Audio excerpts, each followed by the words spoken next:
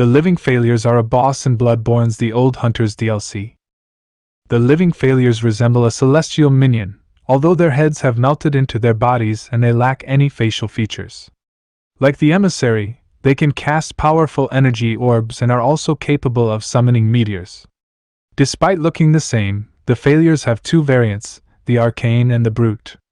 The Arcane will simply act as a ranged combatant, casting slow-traveling arcane orbs, either multiple but small homing orbs, or a large explosive one.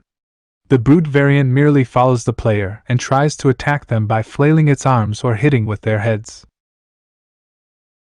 Due to their location in the Lumenwood Garden and proximity to the Research Hall, it's likely that these creatures are the result of the Healing Church's attempts to create a celestial emissary through human experimentation with the old blood.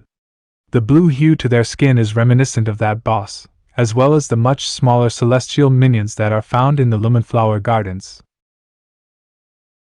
The Healing Church, even in its infancy, began experimenting methods to trigger the evolutionary process of humanity, all in order to transcend it beyond its mortal coil.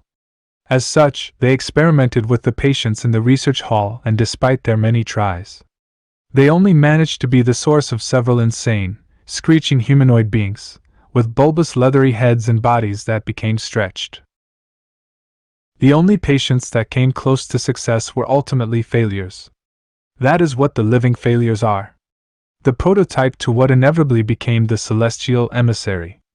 And their parallels are not only evident by their physical appearance, with a pale blue body, stretched limbs and bloated heads, but also by their abilities, as they are capable of unleashing several arcane blasts, and even one that appears to be similar to Ram's arcane meteors.